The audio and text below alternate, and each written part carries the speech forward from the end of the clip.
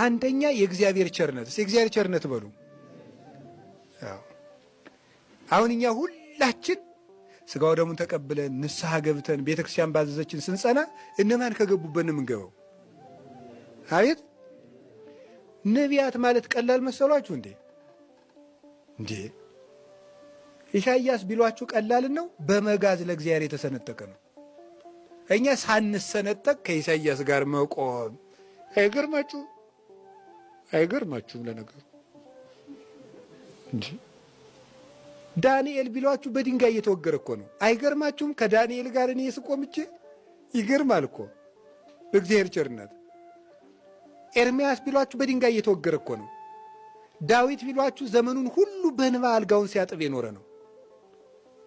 አብርሃም ቢሏችሁ ቤት ሳይኖር ለእግዚአብሔር ሲሰደድ የኖረ ነው። ያዕቆብ ቢሏችሁ ለእግዚአብሔር ሲንከራተት ውሃ ልቃ በእንባዜ ዘመኔ ሁሉ በልቅሶ አልቃ ያለ ነው። ይስሐቅ ቢሏችሁ ሲሰደድ የኖረ ነው። ዮሴፍ ቢሏችሁ በወንድሞቹ የተሸጠ ነው። አቤል ቢሏችሁ በወንድሙ የተገደለ ነው። ሄኖክ ቢሏችሁ ይህን ዓለም ጠልቶ ተሰዶ የኖረ ነው። ኖህ ቢሏችሁ ከ120 ዘመን በሙሉ ከግብረ ሰዶማውያን ጋር ሲፈተን የኖረ ነው። ኤልያስ ቢሏችሁ ከውሻው ከአካብ ከኤልዛቤል ከጣዖቷ ከባቢሎና ኤልዛቤል መከራ ሲቀበል የኖረ ነው። ኤልሳ ቢሏችሁ እስከ ሶሪያ ድረስ በሰሜን እስራኤል ንጉሥ ሲሰደድ የኖረ ነው። ሰለስቱ ደቂቅ ቢሏችሁ ሰዓት የተወረውሩ ናቸው።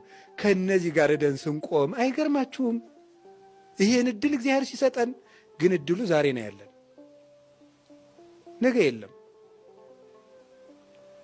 ሐዋርያትን እስቲ ያሰቧቸው። እውነቴን ነው እኮ ደግሞስ እድሜ ዘመናችን በሙሉ አንድ ነገር ሳይገባን ዝም ብለን አቤት አቤት ስንል ኑረን ሪክውል እግዚአብሔር ያሉት ከሉት ጋር ደግሞ ግባት እንደው እኮ ይገርማል። እግዚአብሔር ራሱ ቃል በቃል የተናገራቸው ከሙሴ ጋር እንደ ባልንጀራ እንደ ወንድም ከተማከረው ጋር መግባት ከጳውሎስ ጋር ማምላክን በጣም ነው። እኔ ስለ ቅዱስ ጳውሎስ ባንናገር ይሻላል ብንናገር። እኔ ከዚያ ሰው ጋር ሰው መሰላችሁ እንዴ? ቅዱስ ዮሐንስ አፈወርቅ ጳውሎስ ይላል። ቅዱስ ጳውሎስን የሚያህል ሰው እስቲ እንዲሁ ፈልጉ ይላል።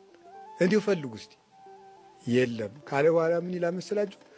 ጳውሎስ በጎችን ሰው ያረገ ብቻ አይደለም ይላል፣ አጋንንትን ወደ መላክነት የለወጠ ነው ይላል። ምን ማለት ነው? ሰው ኃጢአት ሲሰራ ምን ይሆናል? ጋኔን። ጽድቅ ሲሰራ ምን ይሆናል? መልአክ ነው እኮ ያ ሰው።